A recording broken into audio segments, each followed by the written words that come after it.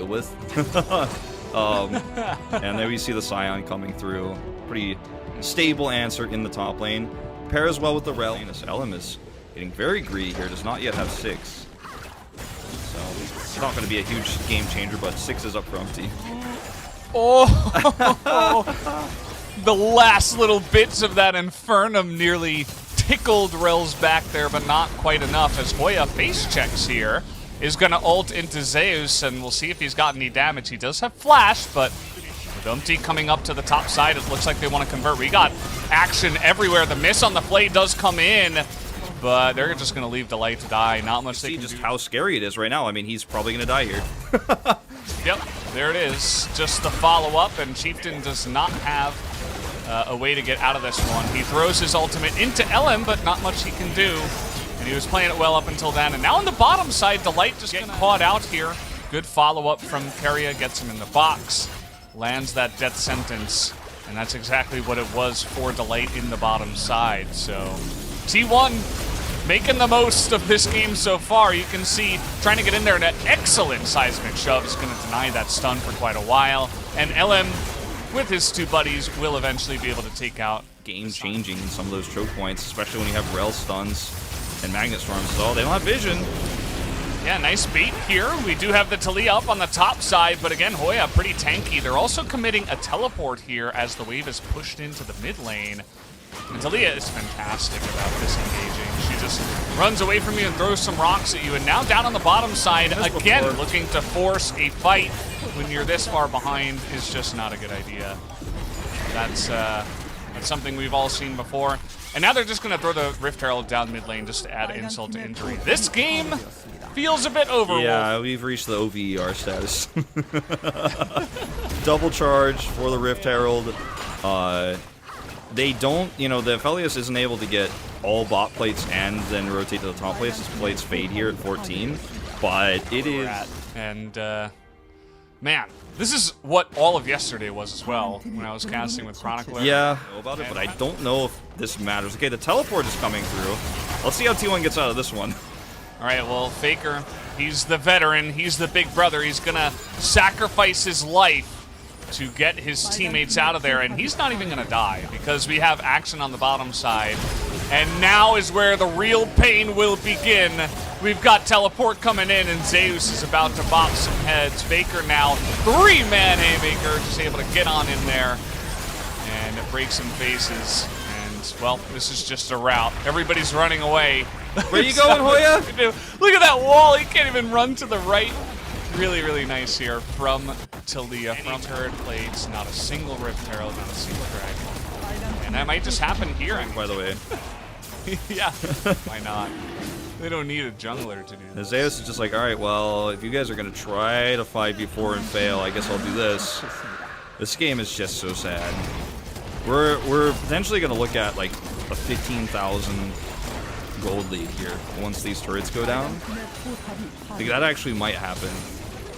Yeah. Shockwaves, and we just see how much of a big impact it makes on a game like this where things could just get out of control because you had to pick a Syndra and your comp doesn't work.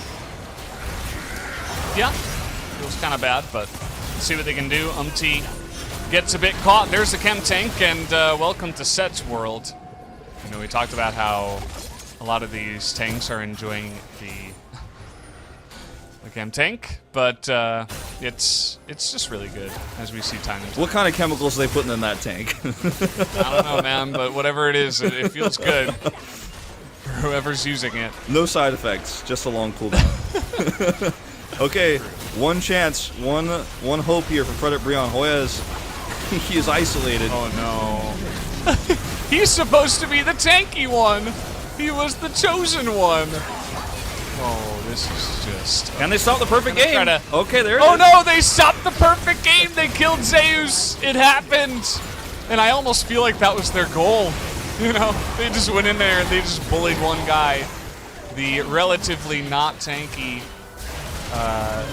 Jace, of course. They burst him down, and that means we don't have a perfect game. T1 will have everything on the map, including denying all turret plates, except the 1 kill that they did give over to Fredit Brion. But they get the Baron here as well. Yeah, I mean, there's not a great front line with T1's composition. Their comp is the biggest glass cannon ever, but it doesn't matter because they're so ahead. The damage output is insane. You just kill anyone who tries to collapse onto you. Zeus is caught on the bottom side by himself, and they all rotate in. And this actually would be, you know, we'd say it was a bad decision in terms of the positioning there in a fight like this if this game actually was winnable or, you know, there was any way to turn this around. But hey, they prevented the perfect game. They got Zeus, and that was all they were ever going to get. Not a great way to disengage there either after Sion died. And I think this is just walking down the red carpet here for T1 at this stage. Yeah, they just need a rumble to finish off that metaphor. And they're going to cast Syndra. Down goes Chieftain. Not much he can do. They're going to root down Hoya. And the push will continue with the Baron buff. He's kind of just going for a run. You know, during this Corona time, it's difficult to get your exercise, but Umti's finding a way to do it. As T1, they're just, they're not going to be 2BM, but they will fight if they want to engage here for Brion, and T1 will be looking for these kills, as Faker will hunt down Henna. Hoya will also be taken out. Gives the big thumbs up. And that's going to do it for this game, guys. 24 minutes of pure domination in favor of T1 as they absolutely clap Fredit Brion here in game number 1. Yeah, Zeus with 2 deaths. Yeah, no Callista alongside of it and all that jazz, but you know, a range support into Alistar, I like it. But Chieftain is here as well. As the engage will come in, Delight may have to flash this one, and well, okay. He's just gonna get blown up and deleted. There you go. First Blood decides not to flash, thought he could survive the Pantheon engage, but he was wrong. I think there's a misjudgment here for Fredit Brion as well. So all in by Faker. Oh boy. Well, he gets charmed though. A lot of damage himself. He's gonna get ulted by He does have QW. He's gonna be keeping at a distance, and that's gonna be enough. As after that ultimate is used, there wasn't much else. Down for the Seraphim, so just gonna be traded objectives. It's a good start here for Fredit Brion in that regard. Yeah, Featherstorm and even an Alistar in his bit of disengage is pretty nice. If they wait enough time and they think they're safe, they've got Chieftain nearby, they have the teleport coming in, the engage goes down onto Keria, and they will in fact pick up this kill. They won't, and Faker's just gonna straight up take this entire turret in the mid lane, so he gets everything, even the extra plate, and is going to take that down at 13 minutes in the game. So Faker already in just an insane spot. He's 1-0 with that 1 kill. He has 142 CS, and just absolute domination once again. As Zeus trying to put on the pressure up on the top side, and Hoya looks like he's had enough. He wants to get fighting here. Zeus will have to back out of range first before he does pack the Dominus. And Hoya says, well, okay. He didn't have to flash, so I still like this trade for Zeus because the wave is still pushing. The Graves, as like the Graves ultimate misses the kill there, unfortunately. So it's really sad that that goes to Delight, because definitely Chieftain would love to have that extra gold. And now we're rolling up here on this Infernal Drake. They're just gonna start it, and they're on Vision. So you would imagine that T1 absolutely do not want to let this go. As teleports will come in, and the front line is just going to get blown up. Chieftain way too far forward. Keria soaks a lot of the damage, as does LM, but nobody's dying on the side of T1 somehow, some way. So good. Look at these incredibly low health bars. It just doesn't matter. All 5 members of T1 will survive. They're going to take the Infernal Drake. Drake play. Desperate times call for desperate measures, but Chieftain. Oh boy. I think he is just dead. Yeah, there it is. Shockwave. Now a teleport in the top side. They're looking to extend that lead as much as possible by taking down some more turrets. Yep. I mean, the bottom side of the map, a little bit of extra value for Henna, minutely. He knows that, you know, without he decides not to back and he's staying bottom. That's all they're getting right now in this trade. T1 are very happy with this exchange. Ooh, nice cask, though. That was pretty good, but no follow-up. Like, seriously. Henna's on the bottom. Nobody's getting in there. Yeah. Yeah. And with that, they're going to break the inhibitor already. It's very, very early on. And so they decide they're not going to take down the inhibitor. Oh, very careful. You know, a lot of people will say very resonant sleeper, but hey, if it's going to get T1 at 2-0, get the fans off their back. And they're going to have a cast maybe to start it off. So difficult to pull this off. Umpty's caught. Oh, no. Great angle here from Keria. Easily able to shut that one down.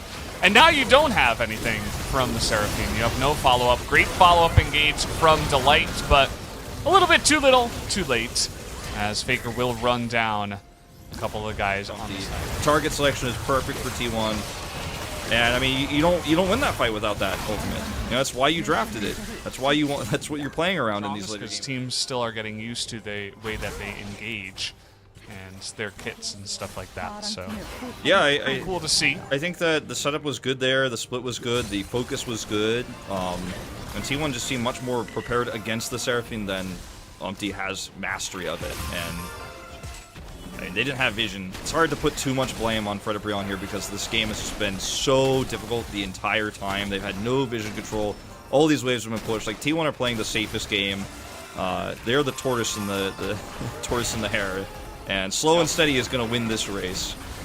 Although it's like the fastest tortoise I've ever seen. Yeah, it's quite nice actually. Just riding on the back of this tortoise. Getting in there. It helps when you have the Baron buff. It makes the tortoise run faster as well. Bro are going to give it one last go. They're going to defend it here at the inhibitor turret, or at least attempt to.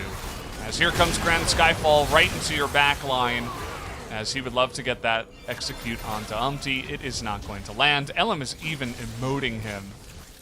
No chill from this jungler.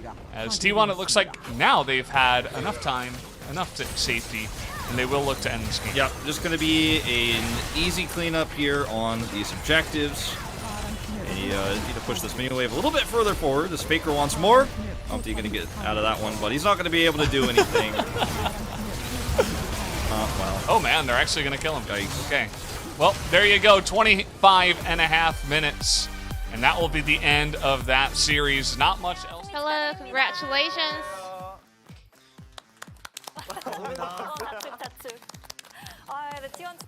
Congratulations, T1. You guys are now on the 5th place, and this is your first winning streak of the spring split. How are you feeling? I think we had a very clean victory in both games, so I think I'm pretty satisfied with our performance. And Faker, congratulations on winning your 400th game in the LCK. How are you feeling about that? I was below 2/3 of the win rate, but I'm happy that I was able to make it higher than 2/3 with that victory. I'm pretty much satisfied with our performance as well. And Faker, you were facing up against the junglers on the mid lane. Did T1 pay a lot of attention to that situation? What was the focal point of the mid picks? Because they had rookie mid laners on their team, so we didn't have enough data to analyze. But I wanted to kind of deal with the situation based on my basic kind of fundamental knowledge. And also, even though they did not have enough time to prepare, I think they showed up really strong in this kind of situation.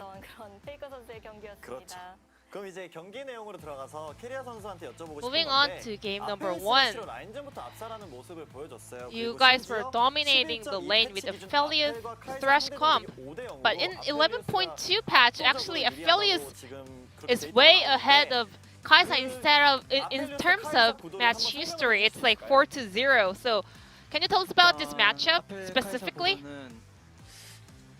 I think Aphelios, as long as he has his lane push priority, I think he can exert his dominance from the beginning till the end of the game, but we are confident in both picks. I also have a question over to Keria. Well, actually, back in the days, Thresh actually maxed E for about 3 points, but these days, a lot of pro players are now maxing the Lantern. Why is that?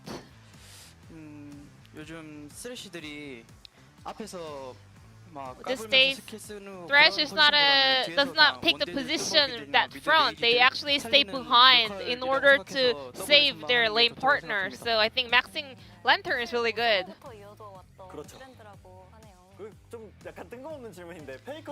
I have a question over to Faker about game number 1. We actually kind of wanted you to play some traditional AP or mage champion dominating the lane, but you actually went to set in game 1. Why was that? We had a lot of squishy members on our side. I wanted to be the solid front line and tank the dynamic damage.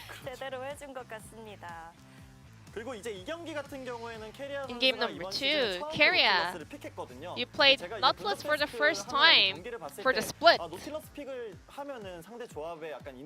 But I also pointed out that during the analyst desk, Nautilus is a really good counter into Brio's comp. So can you tell us about that pick, especially?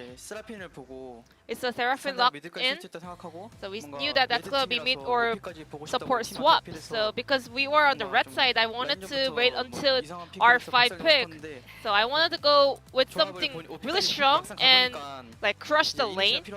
But as the draft went by and we were down onto the R5, I realized that we needed some initiation tool. And Faker, you said T1 is haunted or jinxed by a ghost for game number 2, but finally you guys were able to have a very clean win for game 2. Do you think the curse is lifted? That doesn't really happen easily, you know. The ghost is always trying to make it spooky, so I will keep behaving nice. In addition to that, I heard Kumayushi is having his birthday today. Any birthday wishes over to your AD carry? Happy birthday, Kumayushi. And don't make any issues no more. And I hope you can become a great player. Because Faker never had a bad issue, you know. So very nice advice coming out from this veteran player and Keria. Happy birthday. Happy birthday. Do not make any more troubles. That was the word from Faker over to Kumayushi. And your final opponent for round 1 will be DRX after a long holiday. How are you gonna prepare for that? Especially Keria, you'll be facing up against your former teammates P06 Soka. If we lose that series, I think those two players will just bully me so bad. So I will do my best to win that game, and I would like to pick on them. And Faker? We lost 4 matches already, which means we should not lose anymore.